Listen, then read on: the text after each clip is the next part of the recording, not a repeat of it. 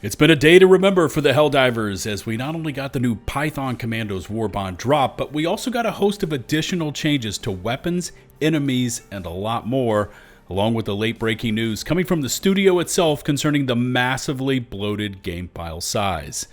Yeah, it's been a pretty epic day for new things hitting the game. Please consider hitting subscribe and ringing the notifications bell to stay up to date on all things Helldivers, as we take a look at the day that was, full of surprises.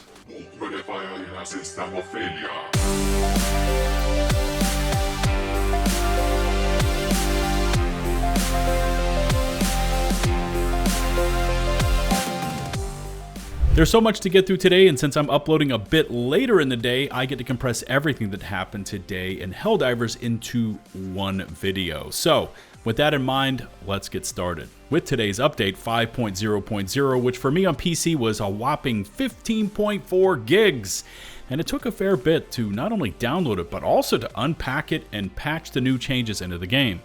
Now, I know what your first question will be. What did it do to Helldivers' already bloated file size? Well, it made it worse, taking the game up over 153 gigs in total size, but wait for it, we do have some breaking news on that, which is massive, and I'm going to get to that a little later in the video. Now, with update 5.0.0, there was kind of a bit of everything, so we might as well start at the top of this with the all-important weapon changes, which actually start off with weapon handling. Now, we've all seen how with certain weapons and optics, as we rotate our character, the muzzle of our weapon lags behind, and the lower the ergonomics a weapon setup has, the slower the muzzle will rotate, leaving you facing your target, waiting for your weapon to catch up. Well, Arrowhead has actually gone in and changed the ergo on these optics, starting with the 2x tube red dot, the 4x combat scope, and the 10x sniper scope by reducing the ergonomic modifiers. So when you equip one of these optics, your weapon won't feel as bad as it normally would to use. You can see me here using the 4x and 10x scopes, and watch the circle follow my center reticle, which is where I am actually pointing my character, and the muzzle circle does lag behind, but not as bad as before.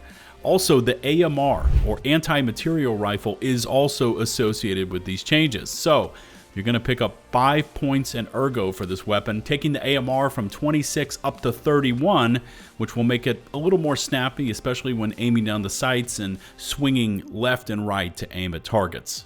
Moving along to primary weapon buffs, in last patch we saw the sidearms and SMGs receive a doubling to drag, so that meant at about 25 meters we saw a significant damage drop off for both of these weapon archetypes. But here, with update 5.0.0, we are starting to see a little more damage to compensate for the Defender, Reprimand, and the M7S, which is the Halo SMG. Also, the Peacemaker, Verdict, and M6C SOCOM pistol all received the same treatment with increased base damage and more durable damage. Now, with this base damage increase, this means that when the drag debuff starts to really kick in, we are starting with a higher base damage factor, so these weapons will punch slightly harder once the drop-off curve begins to kick in. Also, both the Variable and Halo M90A received slight durable damage buffs as well. So, today's changes in combo with the LAP assault rifles, SMGs, and sidearms receiving base and durable damage increases last patch will help them out a little bit. Now, you know I'm not a fan of sway or drag, especially in Helldivers, but as the changes start to settle in, we can get a better idea of how everything will be able to deliver damage to our targets, and the all-important weapon handling or ergonomics changes are always welcome, because if you can't point your weapon at something, there's no way you can kill it before it kills you.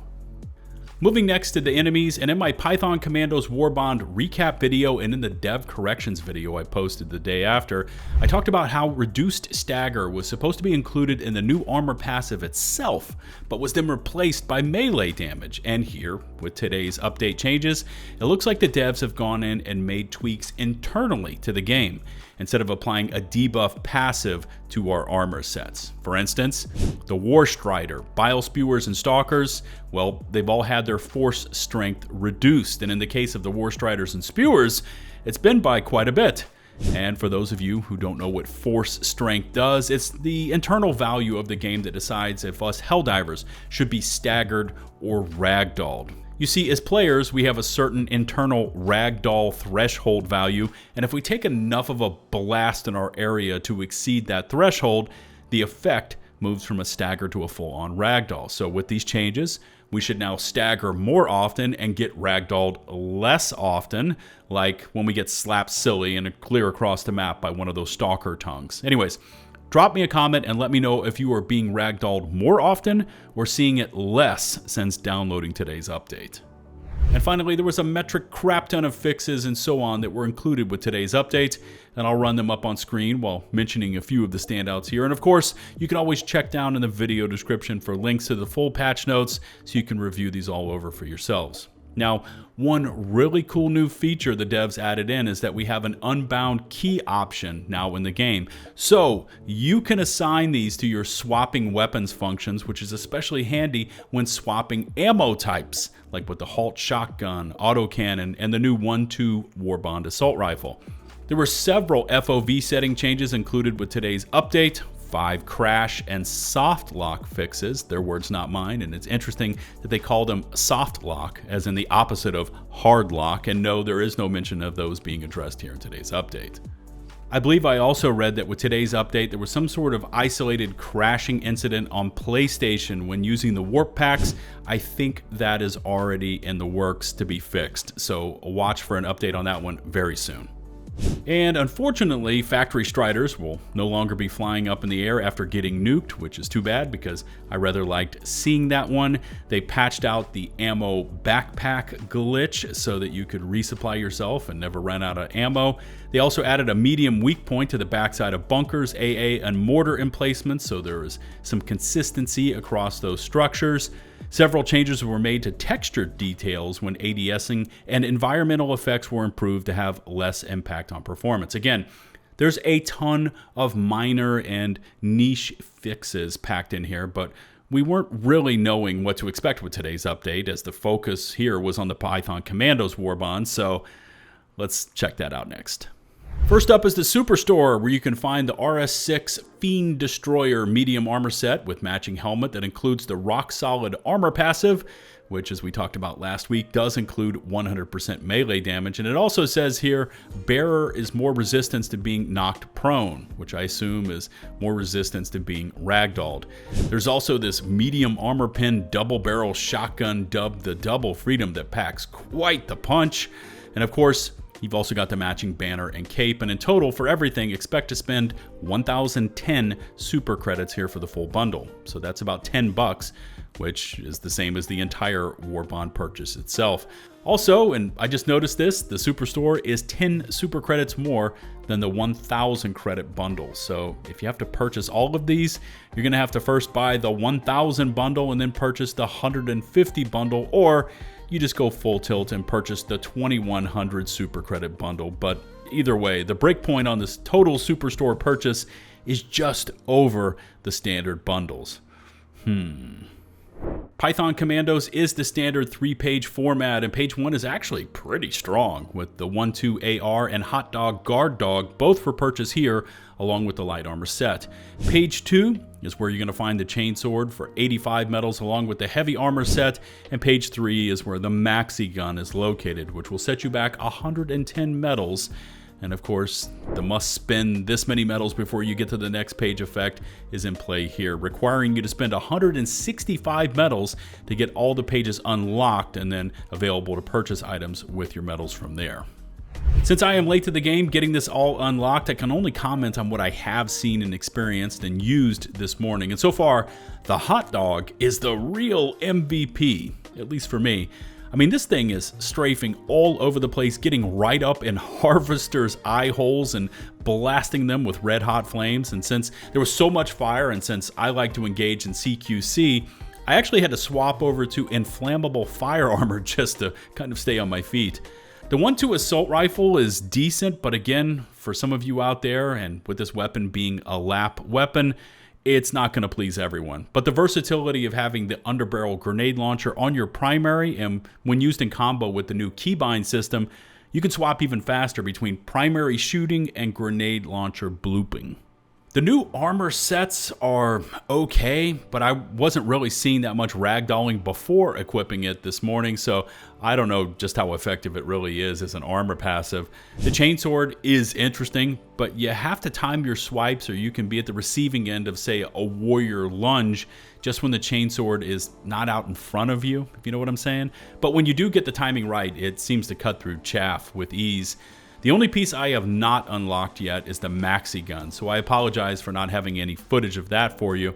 It's probably going to be tomorrow's upload before I can do any sort of proper follow-up on the maxi gun, but yeah. Let me know what you're thinking of the Warbond so far by dropping me a comment along with your favorite and not so favorite aspects of the gear and weapons. Let's see where the community is landing on this one. However, one thing I know we are all going to 1,000,000,000% love and appreciate is this late-breaking news coming to us from Arrowhead itself in the form of Helldivers 2 Tech Blog number 2. Now, there's a ton of technical jargon here, but the TLDR is that Nixxes, the same outfit that got Helldivers 2 ready for the Xbox launch, has been super busy behind the scenes reducing the Steam PC file size for SSD owners, and they've reduced the overall bloat by, listen to this number, 85%. That's right, they've taken the game file size from approximately 154 plus gigs as of today's update down to just 23. Now, I already went in and tested this, and I opted into this slim beta branch, which you can do as well. And when you start to download the game, it's actually going to show you the game file size is under 10 gigs in size, but once it unpacks all the files, it does indeed show 23 or so gigs in total, which is a ginormous delivery on their part. And we were totally not expecting to see this one today, right? Now, one question I am seeing pop up is asking if the file size is not only so reduced by eliminating duplicate files, but also by removing all the 4K textures. And, you know, I cannot confirm that one yet, but I'm sure someone will find out and post a comment about it. Anyways, here's how you do it. On PC, and while you have Steam open, right-click on the Helldivers 2 game, scroll down to Properties, find the Betas tab on the left-hand side, select prod_slim on your beta participation menu, and then you just let the game download and install. I tested it out, and I wasn't seeing crazy improved performance, but the file size reduction alone makes today's update a huge W, as we can finally start installing other things onto our hard drives outside of just Helldivers 2. Also, if you are on HDDs, your game should still work fine, at least it says so in this devlog, with only a few seconds of load time change, and for a limited time, you can actually swap back and forth from the Slim to Legacy versions, so you can try them out for yourselves, but yeah, it's finally happened. I'm going to get back to grinding out some more metals so I can finally get to page 3 and get those items unlocked, but overall, this is a pretty good day for Helldivers 2. And I'm already waiting to see that meme pop up over on Reddit again, this time showing the "We are so back" with this new file size reduction clip pic showing up on the peak of that graph.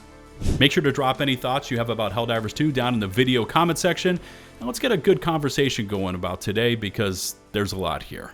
Now, if Arrowhead can get us some new content added into the game while not breaking everything in the process, we're going to be eating good again. Remember to hit subscribe and to ring the notifications bell to receive my future upload alerts. A massive thanks goes out to all of our channel members. And until the next one, this is LtBuzzLitebeer signing off.